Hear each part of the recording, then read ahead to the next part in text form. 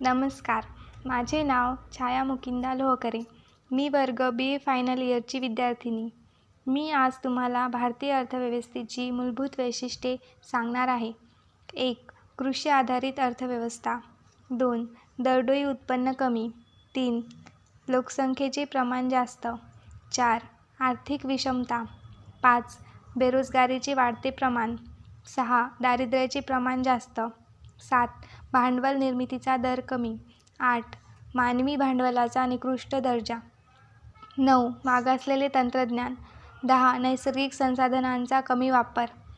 11. पायाभूत सुविधांची कमतरता. 12. लोकसंख्याविषयक वैशिष्ट्ये. 13. परंपरावादी सामाजिक रचना.